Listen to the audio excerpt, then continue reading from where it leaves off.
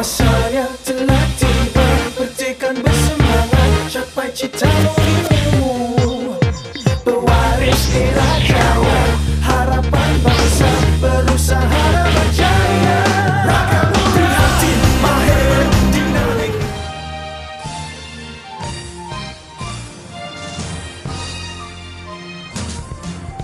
Ke puncak penuh keagungan, ke lembah penuh kemuliaan. Satu hati, satu rasa, impian pasti menjadi nyata. Demimu Malaysia tercinta, kami menggenggam tekad membawa. Kita ucap tahniah kepada rakan muda kerana kita akan melancarkan rakan muda inovasi pada hari ini. Jadi saya bangga dengan kawan-kawan kita yang belakang-belakang ni yang telah menunjukkan kebolehan mereka dalam inovasi, bahasa orang putih innovation, iaitu dalam bahasa kita creativity. Jadi kita ucap tahniah kepada kawan-kawan kita yang memang cukup berjiwa kreatif. Tapi tahniah yang paling besar kepada sahabat kita 50 orang ni. Bangun adik-adik. Bangun. Melukis grafiti di dinding kita.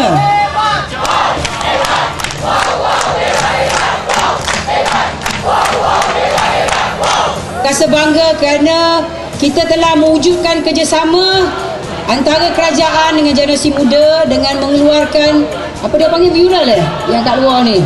Dan saya dimaklumkan akan dimasukkan dalam Malaysia Book of Records sebagai grafiti terpanjang di Malaysia. Jadi adik-adik, kerajaan hari ini, Kerajaan Barisan Nasional ialah kerajaan yang memang cukup prihatin pada generasi muda. Kita, Yang Amat Berhormat Pak La, Perdana Menteri kita telah merasmikan fasa kedua rakan muda pada tahun ini. Dengan itu, antara gaya hidup rakan muda, kerajaan memberi komitmen akan meletakkan keutamaan ataupun prioriti kepada aktiviti-aktiviti generasi muda selain daripada aktiviti sukan. Kalau bercakap pasal sukan, kita sudah berjaya sebab kita mendapat 68 pingat emas baru-baru ni di Sukan C di Korat. Paling hebat, kita dapat posisi kedua. Kita kalahkan Singapura, kita kalahkan Indonesia, kita kalahkan Vietnam.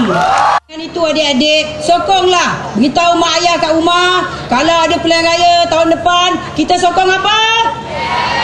Kita sokong dacing, kita jangan sokong roket, kita tak sokong bulan, dan kita tak sokong mata lebam, kita sokong dacing. Jadi adik-adik, inilah kerajaan yang sudah 50 tahun memerintah dan adik-adik dilahirkan daripada Kerajaan Barisan Nasional. Jadi kesimpulannya adik-adik, kita sebagai rakyat Malaysia yang sudah 50 tahun dalam negara Malaysia merdeka, cabaran kita pada tahun-tahun akan datang ialah menjadikan generasi muda, iaitu kita sebagai golongan generasi muda yang mempunyai kreativiti dan inovasi.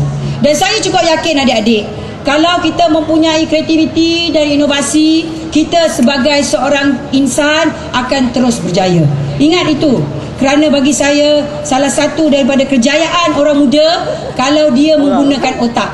Itu sebabnya bila saya jalan tadi, saya tengok kawan-kawan kita buat grafiti di luar, saya tengok kawan-kawan kita yang buat desain-desain, dia ni golongan yang banyak menggunakan akal.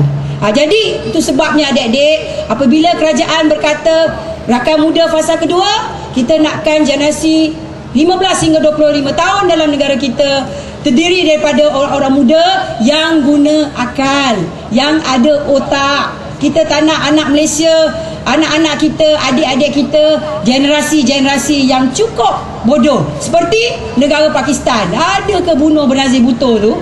Pasal dia tak boleh orang lain pandai pada dia, bukan saja dia bunuh, dia bomkan nak dekat 100 orang. Cuba adik-adik bayangkan, saya ni berucap, tiba-tiba ada yang tukang bawa bom kat belakang ni.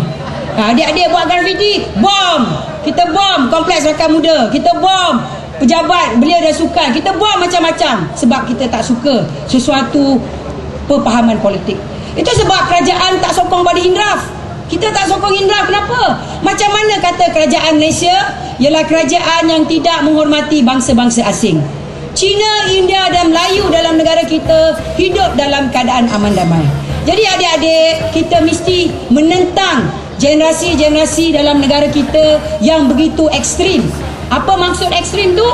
Iaitu mahu mewujudkan kekacauan. Kita tak mahu. Kita nak hidup dalam keadaan macam ini. Adik-adik lepak, tengah panas, saya berucap, ada grafiti, buat inovasi. Itu yang kita nak. Kita nak negara Malaysia bukan saja terus merdeka, tetapi negara kita aman dan begitu selamat bagi kita sebagai orang muda yang akan mewarisi negara kita.